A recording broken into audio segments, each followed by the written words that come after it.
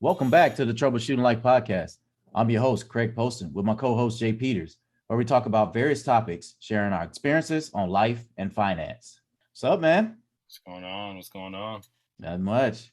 Yeah, Yeah, got a chance to do a little bit of talking before the podcast, so we got warmed up, huh? Ready to warming go. up, warm up, Yeah, man. Hey, man, no basketball player plays a game without warming up. All right, so same with the yeah, podcast. yeah. Have my coffee, yeah, Yeah, and a warm up. Now we're good to go. good to go, good to go. How you Yeah, been? How you been? pretty good, man. Just enjoying life, I guess. As we always, yeah. Yeah. How's the wife and kiddos? They're doing good. Yeah, You know, kids being bad, wife doing, being her. yeah, She definitely enjoys life. yeah. But did your kids get Battle of the Flowers off? Yeah, they did. They Yeah, did. yeah, Yeah, which is funny because all they do is get on my nerves more when I'm at home. yeah. No, actually, this time I wasn't at home, and Mm, they actually went to the movies. mm. With my wife and some friends of theirs, so they got a chance to see Sonic 2. I didn't know that came out. Not Yeah, gonna lie. yeah. So my son was like all super excited about that and was Oh couldn't yeah. wait to tell me about it. Dude, that was the stuff back in the day, man. That was a pretty good show back in the day, or the game too. Was Yeah, really the good. game. That's where I remember it the most. The game is Yeah. I had a Sega, and I had Sonic, and I think that might have been the game that came with it. And yeah, I used to just sit and play that thing all the time. Yeah. Yeah, Yeah. so What I like yeah, about it is, Jim Carrey came back to acting just for those movies, and yeah, dude, he's still great in those movies. I yeah. like him. He has that personality, man. That Yeah. that silliness, right? I'm Yeah. like, The quirky one. Yeah. yeah, Yeah. yeah. So no, it still works for him. Yeah, Yeah. and I mean, it's good though. Yeah, I like it, Yeah. and I still remember him from in Living Color.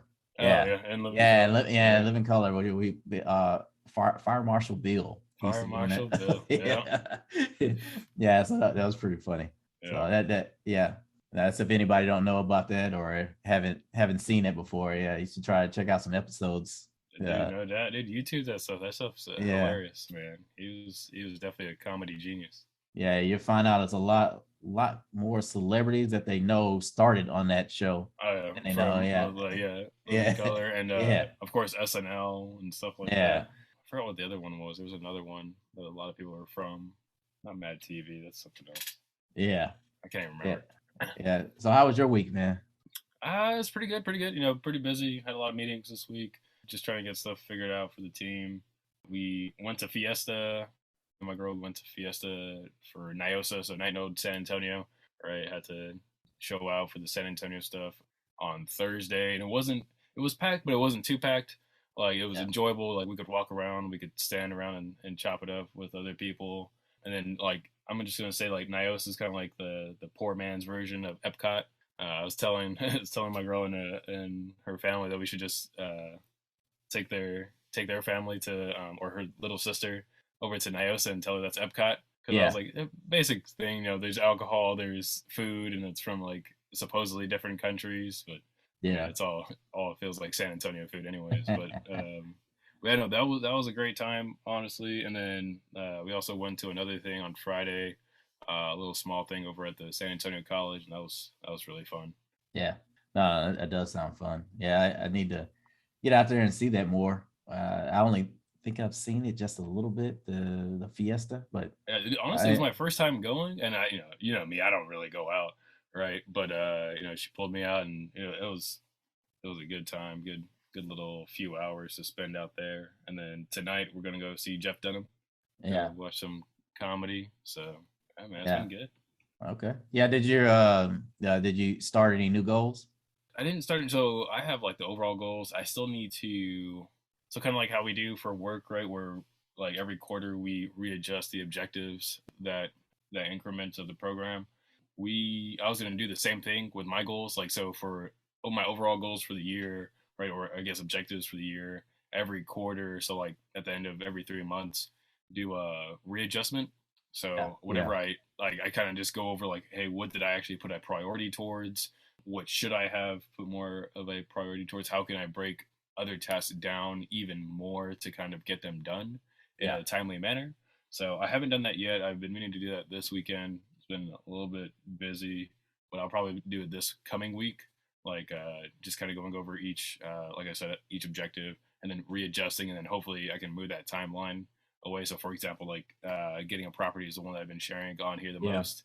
And I did put an offer on another property, and I did not get it, of course. But I don't know. Things might get better for you. Yeah. I mean, for me, it's on to the next one, right? I mean, there's always Yeah. more properties. There's always another opportunity, and you can't really discourage yourself just because you didn't receive an opportunity, right? So a lot of people say they feel like they bombed an interview or whatnot, and they say they didn't get it, right? They feel like that was like a wasted opportunity or wasted time, right? But it's not really that. It's like you gained experience, you gained, I guess, more being comfortable with being uncomfortable, right? Because doing stuff like putting offers onto a property can be nerve-wracking, right? But just kind of doing it so often that it becomes normal to you can really help as you're going through the process. Yeah, no, that is definitely a good thing, right? Because you're still getting that exercise, right? Like you said, you're constantly still going. So in a sense that if once you don't get it, it's like your practice, right? Yeah. So I mean, in all fairness, in a sense, every experience can be practice. I know some people feel like you shouldn't say that because if it's the real thing, right? It's not. But every experience adds to your toolkit, right? Yeah. So by you still putting in offers for homes is a new experience. You're running it. If you run into a roadblock, you figure out how can I adjust for next time so I can do it. So in a sense, you're still filling everything out because the market, as we know, they've gotten to a point where some homes are worth more than they probably should be, and some homes are probably priced where they should. But we'll find out, as things adjust, just like interest rates are adjusting now. We'll find out when these home prices start to fall, how far will they fall, or if they're going to make them level, right? So they may stop the interest rate, not go past, what is it now? I think 5% now. Yeah, it's like, dude, it's like 5 something, man. Yeah, I think 5.7 when I was looking at it. So I was like, Jesus. So I mean, but as that rises, that means that homes become more unaffordable. Yeah, you're going to have more people who don't qualify, so not everybody's going to have their stuff together to be able to qualify for the new rates as they keep going up. Yeah, because as rates keep going up, that means you need to have more of not necessarily a down payment, but you need to have more for your mortgage payments, for your 6 months of mortgage payments. You need to have more for maybe closing costs. You'd probably have to have more just saved up in general, right? And then your debt to income ratio can't be as high anymore. So it's definitely going to skew the numbers as we're continuing throughout the year. Yeah. So I like it that you keep going. I mean, to me, that's like you're like the example for me to know, like, keep putting the money away, keep doing the research, keep talking to people, and I'll get to where I can start putting offers in, and having for things. For this one, what I did is like my realtor or my new realtor kind of spoke some game on it. It was showing your available funds. Right. Like being kind of transparent with the buyer or with the seller on like what your available funds look like for that property. So that was an interesting little tidbit for me, at least. Yeah. No, I would think that is interesting because I know they try to get you to report everything when you're getting ready to qualify for a mortgage. They want you to report everything, but I'm not, but I'm like, what if I qualify even with this pot of money I have set aside? So why do you need to see everything, right? So I felt that. So that's one of the things. But if you're a realtor shedding more light on that, like, why is it a good reason to do it? So, but I don't know. I still feel like they shouldn't use that against you. So say if you have enough money to put aside, and then still, you don't have to show everything that you have, all your investments and all these different things, and you still qualify. And then they use that against you and go like, well, we can get more out of you. Right. Yeah. Instead of charging you the actual value of the home. Yeah. So what I thought was good is that it was with my real estate agent specifically, not with my mortgage. So like my lender didn't ask for anything, and they didn't receive anything specific about like what my liquid funds, what my investment funds, what Yeah. the assets I had, right? So I just gave what my liquid funds are Yeah. to my realtor, and then she put that in the offer package for that property. Okay. Okay. Yeah. So like I said, you teach me something every day, man. Learn something new every day, man. Yeah. That's what I love Yeah. to do. Yeah. And yeah, my goal is pretty much the same, trying to finish that book, and then, like I said, building up my contact list. So Yeah. at least adding 5 contacts to my list so I can, keep getting that ready for my end of year thing. Because that's Is that what for this month or? Yeah, for this month. So just Okay. trying to get some contacts for it. Yeah. Like even my neighbor, he knows contractors, and he does contracting on the side. So Oh, that's what's up. That's yeah. So like there's one person right there. So, Right on. but then I could just have him introduce me to more people, or I can get out there and do some cold call and see, ask, what projects have they done, or things like that. Yeah. Like I said, just kind of test them out, man. Just kind of invite them to the house. Like, say if you need some painting done on the outside, right? Just to see how they assess your house, like what they do, if they walk around, if they kind of just look at that specific area. Yeah, no, it's a good time to do that. I mean, just now is a good time, but yeah. Yeah. All right. So we'll get into our topic for this week. Compete against yourself, not others. Yeah. And we were talking and said that this is your topic, right? Yeah, so like the way it kind of came about, right, was it seems like a lot of people, especially, in my generation, they worry about what other people think about them. And they worry about what other people have compared to what they have. Right. Yeah. So they kind of create this competition in their minds that, hey, I need to be better than this person, right? Whether that's a friend, whether that's someone on social media, whether that's a family member, whatever it is. And so that's how they kind of dictate their life. Well, like if this person has a nice car, I'll go get a nice car, right? If this person goes and get a house, then I'll go get a house. If this person has a degree, right? But it's always dependent on someone else's aspirations and their goals of what they're sharing about their life, right? It's nothing internal to what they actually want. Right. And then it becomes very less fulfilling on what they're going after and what they're getting at. And I'm not saying that there's no value in what they're getting. Like if you're getting an education, if you're getting assets, if you're trying to build something for your life, right, definitely do that. But stop making it so dependent on how someone else is living their life, to where even if you're doing all these things, that you're not, you still feel this empty feeling, right? That you're not doing what you want to do, what you're kind of called to do, right?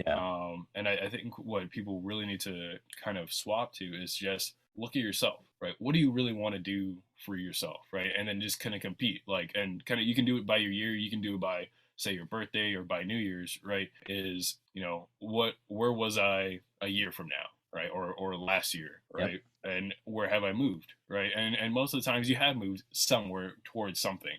Right. Of course, you've gotten at least a year older. Right. Yeah. But, say I've, gotten a new car. I've worked more on my education. I'm 1 year closer to a degree. Right. I've worked on my career. I've, gotten a promotion, whatever that is. Right. But then and that will kind of help feed further things.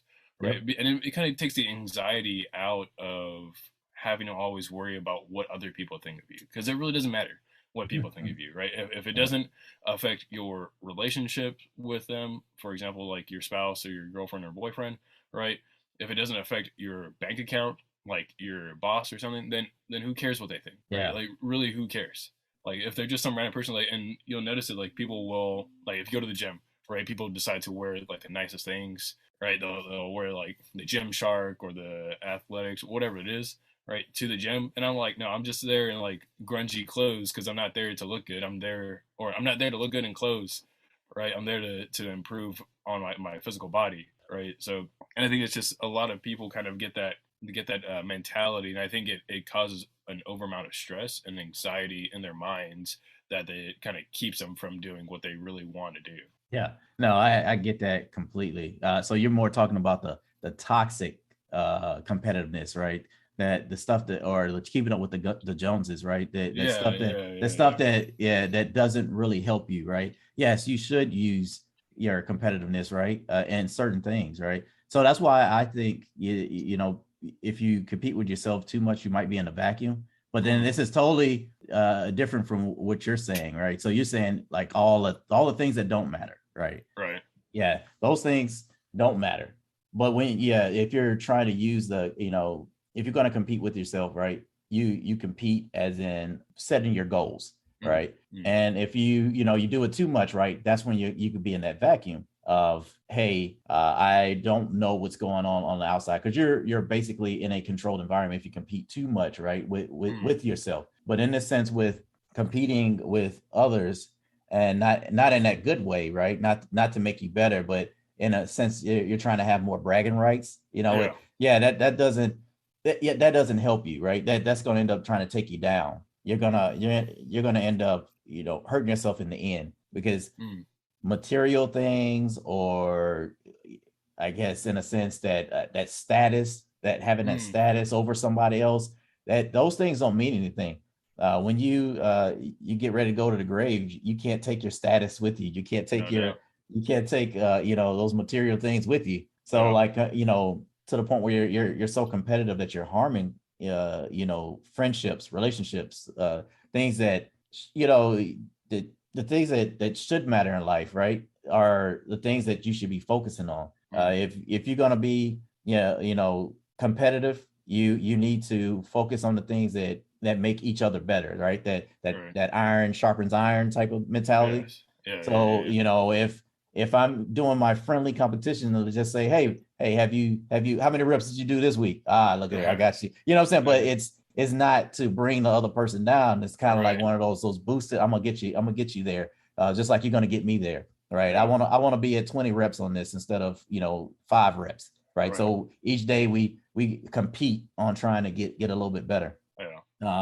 If you're gonna make it financial, right? You don't do it to a point where I'm trying to be over you so I could brag, right? But you can make it a challenge where who's going to save the most money this year? Well, how are we going to do this, right? You come up with ideas of like ways to save money, and think about it. If you both come up with ideas and you come together at the end after you finish the competition, and you go like, hey, you ought to try this, and then that way you just made each other better in some type of way. You didn't just in a sense be competitive, harm each other, or like, hey, I'm better than you. I'm always be better than you, right? That negativity. So that's why I was saying, I try to get to the point about like, not being in a vacuum, right? That part helps out with that, where you can keep boosting each other. Because if you, in a sense, in a financial way, I mean, it still can help you, right? You can still, being in a vacuum, you'll be in your own lane, I guess. But if you had a certain goal you were trying to reach at a certain time, kind of reaching out, and if you were competitive with somebody else, that would actually help boost it a little bit quicker.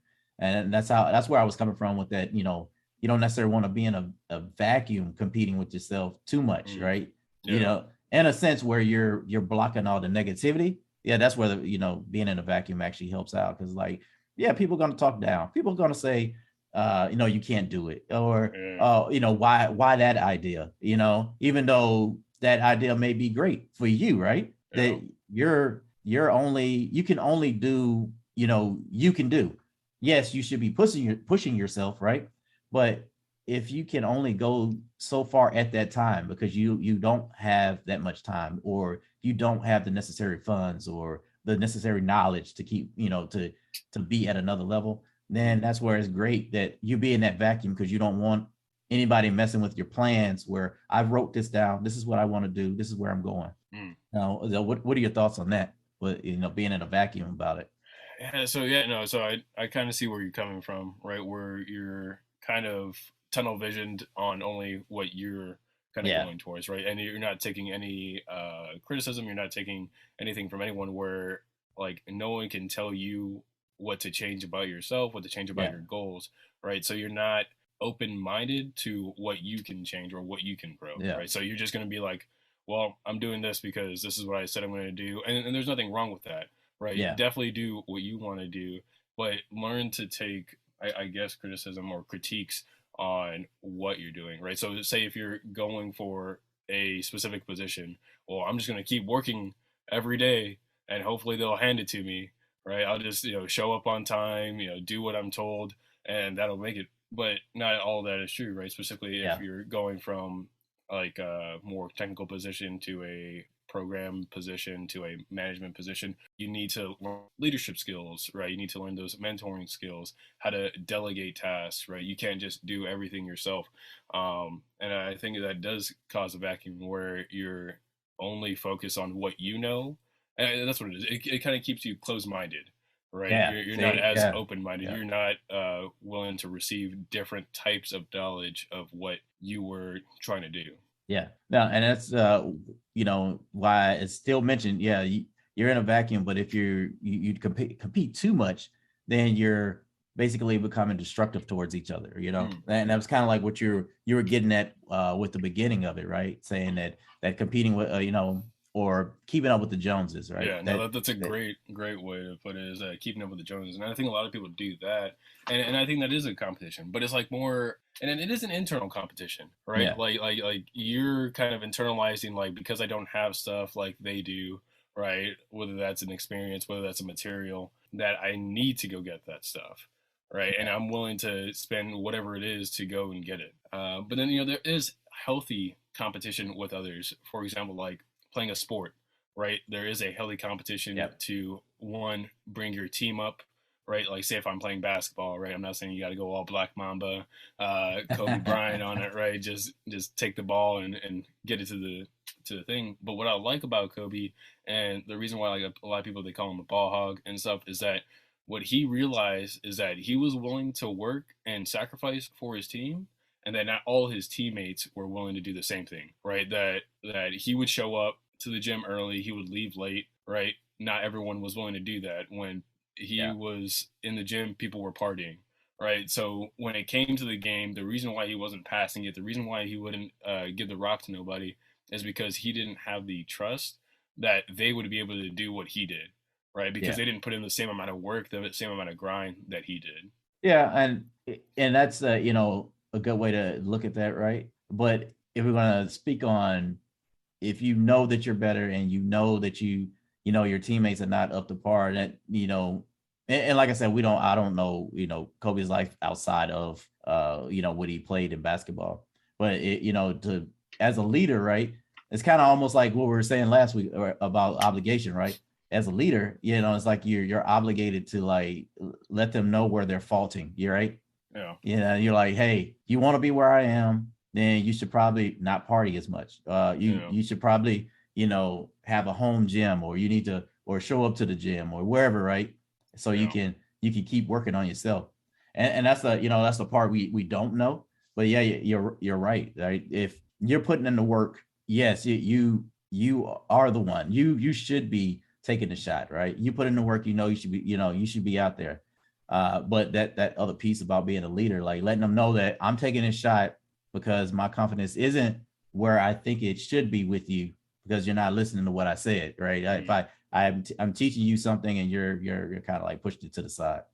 So yeah, as a lot of the greats, right? A lot of them know that you have to put in some work, that nothing is given to you. So that competition piece falls in there, where there's work with that competition, right? Yeah, that's, you have to, as you're competing with yourself, that's your goals, your internal goals. You're building yourself up. You're moving forward, right? And then as you build yourself up, then you start to move a little bit outward, so you can, in a sense, grow a little bit more, right? And that's why you don't want to get into that destructive competition, because it hurts both people. It hurts the relationship. And as we say about that, friendly competition where you get each other to the next level, right? I kind of use that too in the military, for sure, right? If it's what, as we call PT in the military, it's physical training. So we're working out together. So you're trying to, it's like it seems like you might be getting on somebody's nerve, but it's like, oh, I'm pushing you, right? Hey, all right, no, come, we're gonna do this race together, right? Just to prove, like, who's faster, right? Or we're gonna do a push-up competition, you know what I'm saying? And see who can do it, you know what I'm saying? Or hey, here's a hill. Who's gonna make it to the top of this hill first, right? So that friendly competition that actually boosts you up, All right. It gets you to that next level. That's, man, I'll tell you, that's the stuff I miss about the military. I mean, I wish I could bring that more to work, like, but I don't know, I don't know the response that people gonna get. They're like, I can troubleshoot better than you. I can fix this faster. And then break everything. Yeah, there you go. But so things, that's a little bit different than how it was in the military. But and maybe we could do it more like who can try to get this next cert, right? Say pick a cert that's a little bit difficult for everybody, but then like, all right, I can guarantee you I'm gonna get it on my first try, stuff like that. So I mean, set a time limit to it, like say 90 days, right? We're gonna all like kind of try to get this one cert. And and then that can become like, a little friendly competition, right? Because we're all, adults, we all have things outside of work and life, right, that may take up our time, but who's willing to actually put in that time to actually go and get the cert. But even like physical competition is definitely one of my favorite ones, and it's not like not competing to get over, but to help everyone, right? Because I believe like everyone has the capacity to be healthy or to have the physique they want, right? But I love competing in like just dumb sports like say basketball, and I promise you I can't play basketball. I can't play any sport worth anything that needs coordination. Cannot play, but it's just fun because like so when we went kayaking the other week or so, I was just like messing around, and I was like, all right, let's race, and I'd be like the only one going, and I'm like, yeah, I won. I'm good. No, I've had people look at me like that too. You're like, this weirdo. So no, that's just that's one of the things that I enjoyed about the military, that we always had some kind of friendly competition. And you try to keep it where it's not, because you don't want to destroy the team, No, definitely not. Yeah, because it's all about building each other up. And because I remember when I was in Germany, it was, I don't know, we didn't say it out loud, right?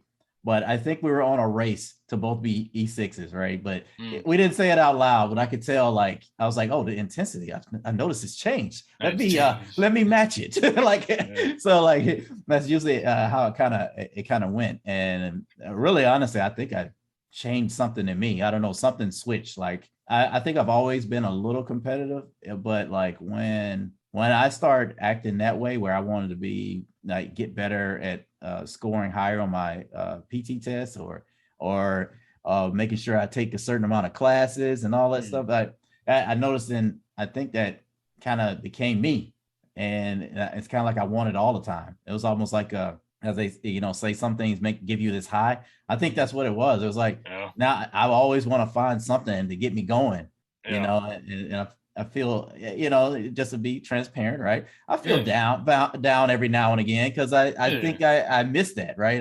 So I try to find stuff to get myself, get myself in a little trouble, maybe. Because I want, because I miss that, trying to get out there, get after it, or or just I don't know. Like I said, I think it's a high to it. Those endorphins. Oh, there is. Competition is definitely, you got to get a high off of it, man, because it can be healthy, it can be destructive, like we said, right? No, it's just, and most of it like is in good fun, right? Especially in the military, like you said, trying to go up for a new rank or the next rank and stuff. As we kept saying, physical competition, it is in good fun, and sometimes it may seem that we're trying to get over on someone, but not really. Like we're trying to build the entire team while building ourselves at the same time. So I don't know, I might have to use that one about the cert thing, right? Get certifications, right? It just like, hey, we put a date on the board. All right, this is the cert, and everyone, let's see who passes on the first round. So that would actually be pretty cool. It would be. So that friendly motivation, that friendly competition, right? That motivates everybody. That's I love it. All right. So that, but still speaking on that, right? What else could we, probably, someone could use, right?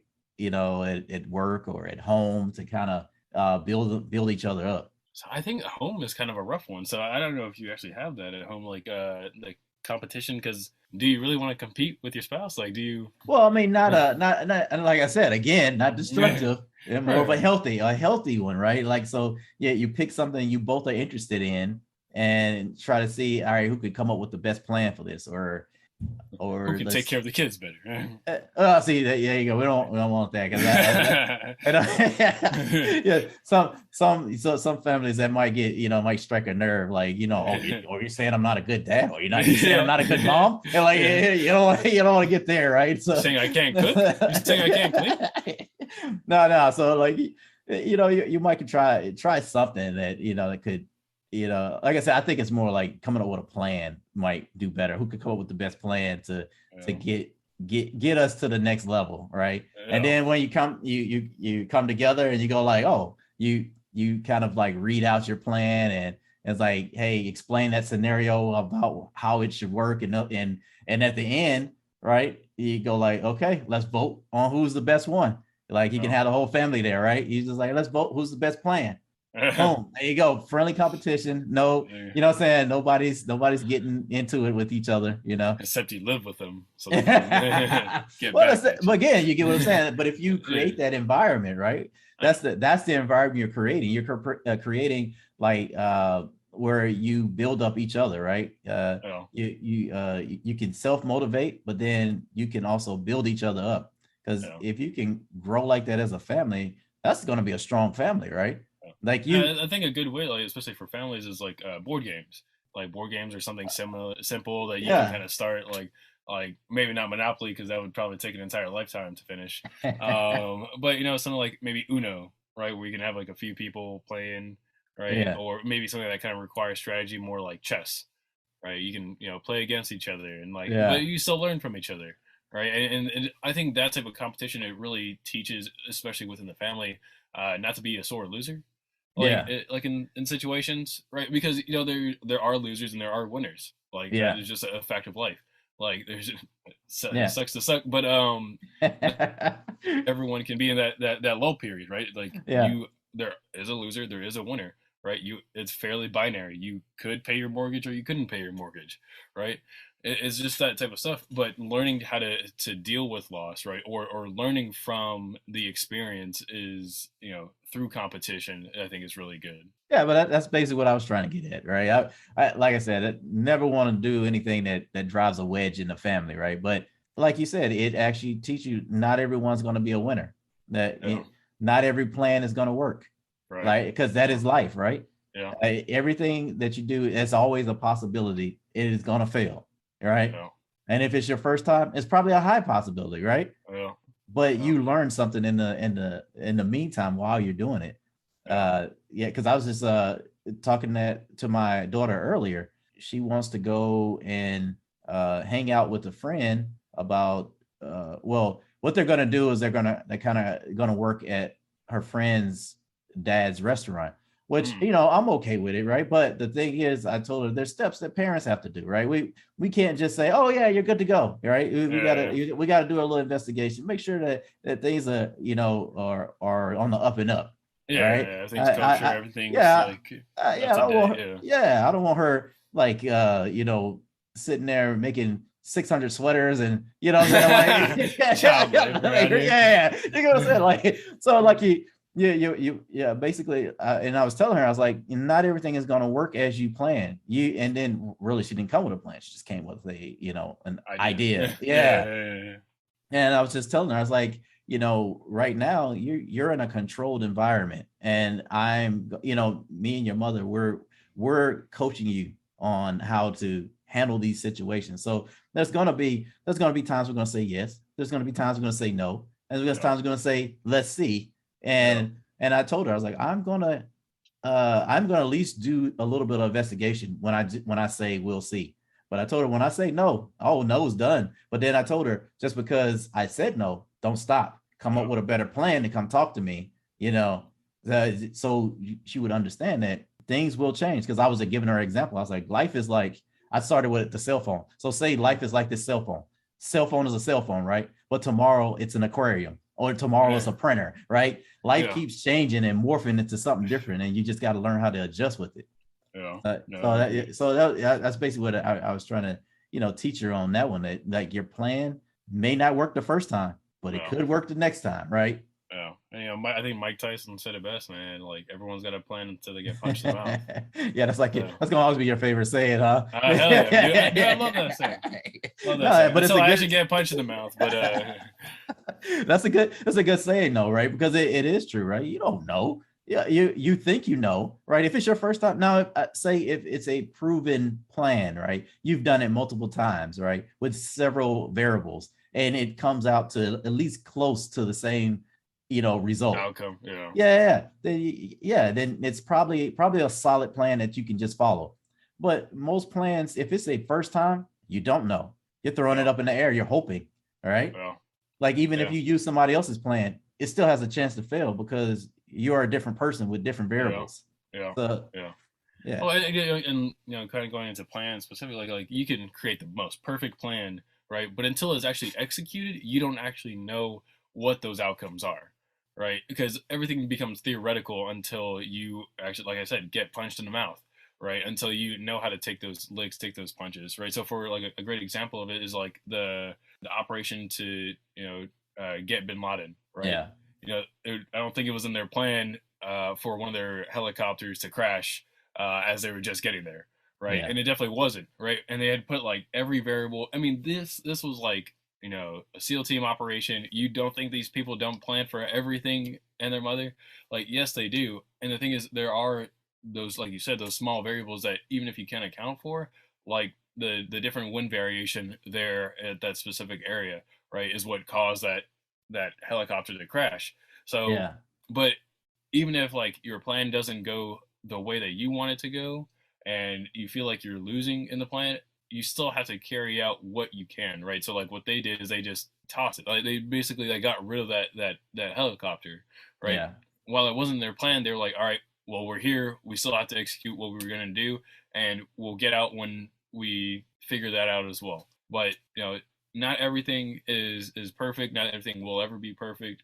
Learn to take your losses when you can, and I think going through like those little bouts of competition will kind of help you kind of yeah, get out of that shell, kind of get into that being comfortable with not having everything figured out, not having everything perfect to the way you want it. Because you're going to learn that there are going to be those little nuances that you can't control, right? You can't control the weather, right? So if you plan to go running one day and then it ends up raining the next day, you're like, oh well, that didn't really work out for me. So you either go and run, or you kind of defeat yourself, or have that defeatist attitude that, well, I wasn't planning to run when it was raining outside. yeah, But that's not what the competition said. The competition said you're going to run every day, right? Or how many miles can you run within that week? But yeah, yeah. Well, I mean, and if we're going to speak on running, right? If environment changes, right? mm, You basically adjust to the environment. Most runners know that rain doesn't stop the show. So yep, like, I found that out real quick in Fort Bragg, right? When I was mm, there, like it didn't matter. We're raining. I mean, I'm sorry, we're running. we're running. It's raining. And it We're is running. raining, right? Yeah. So like that's why I was just saying there. If if it's not raining, we're not training. You know what I'm saying? It's Oh, like there you go. Yeah. yeah, because it didn't matter. It was times, yeah. It could be muggy, hot. We're running. It could be misting. We're running. It could be anything, right? Because I even found that out as I moved to Germany. You again can't control the weather. Mm, So if we took a PT test when it was like flurrying, right? mm, You start snowing. You just kind of keep going, right? yep. I learned how to adjust to the cold.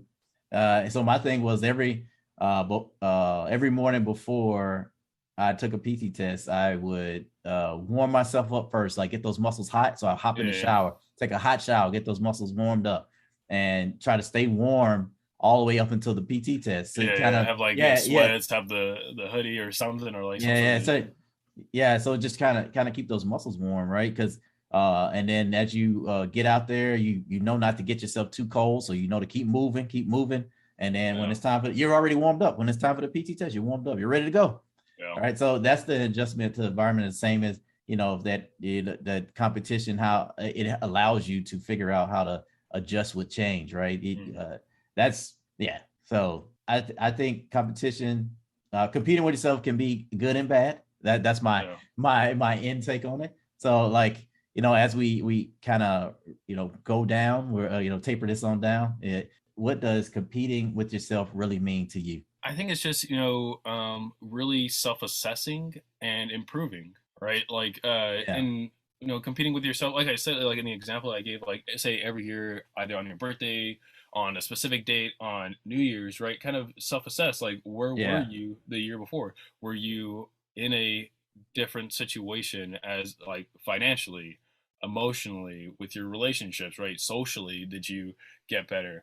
And the reason why I kind of bring that specific situation up is because there was an example where this guy he turned like I don't know 26 or something, Yeah. and he went to the same bar like that he went to the year before, Yeah. and he realized that he had about the same amount of money that he did the year before. He was working at the same job. He was doing all the same things, and that's what made him realize that hey, I don't want to be like this. Like I don't want to live my life like I did last year. So what Yeah. can I do to improve it from there on? And I'm not exactly sure what tangible steps he took after that, but honestly, anything, right? Getting a different position at your job, starting to get better with your relationships in general, whatever those tangible steps are, just kind of make sure you're able to self-assess where you're at, right? And what I mean by self-assess is this kind of like diagnose yourself on what you're doing. Like just look in the mirror, right? Like physically look in the mirror, like mentally look in the mirror, whatever that is. Like say if you're looking in the mirror like physically, hey, I could lose a few pounds here or there, right? I'm Yeah. not saying berate yourself. I'm not saying degrade yourself like, hey, you fatty, go stop eating burgers or whatnot, right? But I'm just saying, like, really look like, hey, is this how you want to look, right? For the next year, for the next Yeah. 20 years, whatever that is, right? And then, kind of do those steps. Like, if it's your nutrition that needs to be looked at, then, work towards that. If your physical activity needs to be worked on as well, whatever that is. So, and kind of continuing that, and then the next year do the same thing, right? Kind of look at Yep. yourself in the mirror, and people like especially with like health transformations, whatever that is, they take progress pics, right? If Yeah. that's what you want to do, take a picture. Just kind of instead of just kind of keep a mental picture, but take a picture or take measurements, right? So either take a picture, look at your weight on the scale, or do like your body composition analysis, right? Where you're doing your waist, your chest, your thighs, whatever that is, to kind of assess on what you want and then go after it for that next year. And then, if you want to set up quarterly check-ins, kind of like just setting goals in general. But I think, competing with yourself is also a little bit more healthy than competing with others, because some things can be unrealistic. Because like you said, we're not that person, right? We're not that other person. There's so many variables to being that other person, right? When they wake up, what they eat, what their biology is like, right? Whatever that is. So competing with that person and thinking that you could lose the same amount of weight as them within the year may defeat you, right? Because, for whatever reason, you can't lose that much weight. And that's nothing, that you can maybe control, right? Maybe it is your biology. Maybe you have to work on your gut health a little bit more to absorb certain nutrients, right? Maybe you're lactose intolerant. Maybe you're have a gluten allergy, whatever that is. And I think it's easier for you to compete against yourself, or not easier, but better to compete against yourself because you have a more realistic mindset of what you're going towards, right? So like when you see the person that's all ripped and has the six pack or the eight pack, you're not kind of internalizing like, wow, I'll never look like them. Wow, I'll never be in that situation, or I wish I would have, not eaten whatever it is. Like you won't kind of hurt yourself more mentally and emotionally to where Yeah. it becomes debilitating, and you never work on yourself. You never do anything to improve yourself because you feel like you will never be in that specific position. Yeah. No, that's yeah, that sounds good, man. That's definitely a good way to end this, right? Because you're right. And I was also told that when I first got in the military that I was one of those people that were competing with themselves, because I was setting my goals Mm, all the time. And it was a lieutenant who noticed it, right? Which I thought was crazy. I didn't think anybody would notice it. But like I would actually set goals for myself and try to hit those goals and keep going. I mean, just like I would take leave during like Christmas holiday, right? mm, Instead of like, sitting on my butt and eating, I was like actually working out because I wanted to get better. So like that was one thing I noticed. I was not the fastest runner, when we're running formation runs. And one of the things I wanted to improve was I wanted to always be at the front of the pack. I didn't want to be a trailer. I wanted to be at the front of the pack. So I would actually work on losing weight or strengthening up my muscles and doing certain things like that.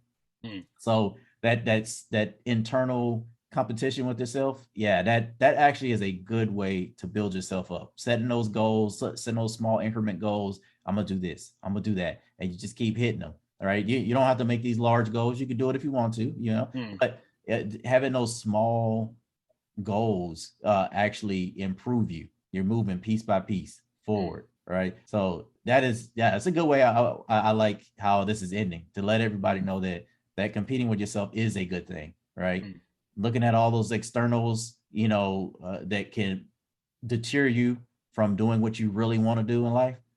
Those are not necessary. But if it's friendly competition where you're both building each other up, that iron sharpening iron type of mentality, that is great competition. So yeah, that was a good one, man. I like it.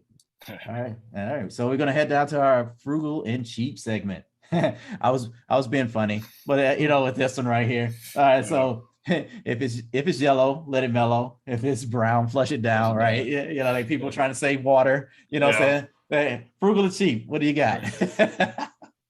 Dude, that's cheap as hell, bro. No doubt cheap, bro. Bro, if it's that bad, like if you gotta save water like that, like go use outside. I don't know, man. Go like do something else, man. It becomes unhygienic. Yeah, I can't get pretty disgusted. Just thinking somebody had asparagus right before had to be, and then just left it. And you're like, man, what is this musty smell in here? So I actually used to date a girl, and the house that her parents lived in, I think the plumbing was bad. So so that was a reason why they would do that, which I still thought was gross, but like,